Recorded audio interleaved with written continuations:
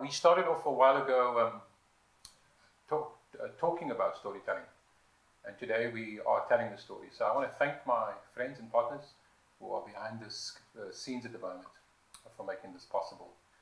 I'm going to start off telling you what happened to me a couple of days ago, but then I also have to confess something. So let's get the confession out of the way. I've got to do a live webinar next week, and so I thought I'll come and prep this week.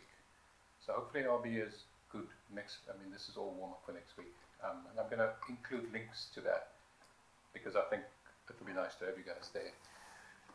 It was on a Monday, it was quite rainy. I ended up having to go across the mountain to sort out a laptop. And I dropped off the laptop and I figured out that it would be safer for me to stick around in Constantia than to drive all the way back and to make a double trip. So I chapter this section. I chapter business, and I always like to mention guys that I think are doing remarkable work. So here's two. I find myself in Constantia, and I need a place to work from. I'm not going to mention my first stop because that was a waste of time, and then I went walking, and I found a place with the right name. Still called the Spirit Cafe. Sat down and had to go and place my order at the counter. Now I must deviate from my story to say to you that whenever I'm in a restaurant, I always have to ask for the Wi-Fi code because I never have data on my phone. So I went up to the counter and said to Leo, what was his name? Do you have can you give me the Wi-Fi code? And he looked at me with a straight face and he said, we don't have Wi-Fi. And I kind of was disappointed, I suppose, and I went and took my coffee and sat down. And as I got to my seat, it suddenly dawned on me. They are purposefully not having Wi-Fi because they want people to talk in their cafe. So I got up and went back to the counter and said, is this a product? Is this a thing? And then we got a conversation going. And it was the first time in my life that non-Wi-Fi was a thing that got me excited, which led me on to ask them the second question. I noticed that there was a juicing bar and there was a lot of vegetables that was being done in the background. And now this one, the Wi-Fi is easy.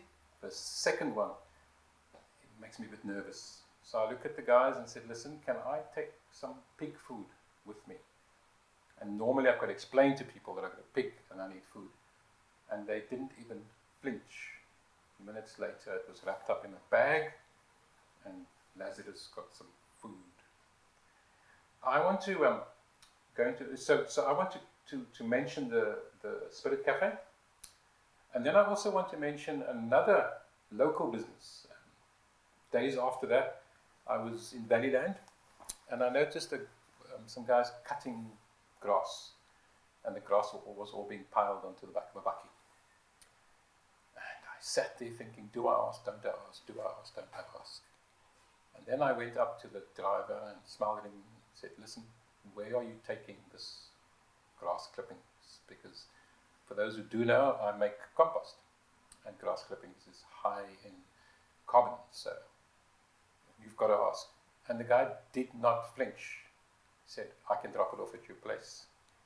And 10 minutes later, we were dropping it off at my place. So I'm going to mention him by name. He's called Noel from the Flying Lawnmower. And he's been doing garden services in the south for quite a while.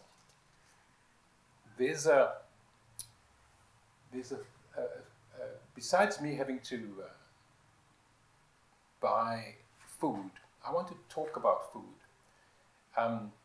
We've come from Ocean View this morning. I started off on a farm, and that's where this produce comes from. And the topic that I'm going to touch on next week is about food security. During a phone interview and all kinds of conversations, the question was asked to me, what is wrong with the food system that we presently have? And how can I fix it in my own life? And I gave it a lot of thought.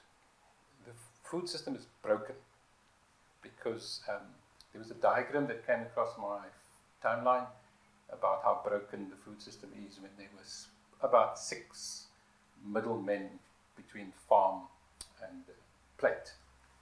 And I looked at that last bit and I thought that's where I want to affect change. I want to close that little gap in my own space so that I can eat from the farm. So I called the kids together and we decided that one day a week we are going to try to eat directly from the farm. I committed to doing that one day a week, and the kids then decided that maybe they'll try it more than once. And I've been thinking about it, and it's been a difficult decision because where I am at the moment there's chickens, free-range chickens, and there's a free-range pig which I won't eat, and a couple of other things, vegetables that I can harvest for myself. But I'm going to invite you, and I'm going to invite you now, and I'm going to invite you at the end of this vlog, that we can fix our broken food system by finding the farmer and eating from the farmer. We're very lucky in this part of the world. We've got about 7 farms. I'm going to mention the Coast Gangsters, the Ocean View Organic Farmers. There's the Neighborhood Farm, and there's one in Kommetjie, there's one in Fishhoek. And in Noordhoek, there's about 3 farms. So it's not that hard to find out where they are selling their produce from, because so doing, you'll be cutting out all the people in the middle, and you'll be eating fresh, hopefully organic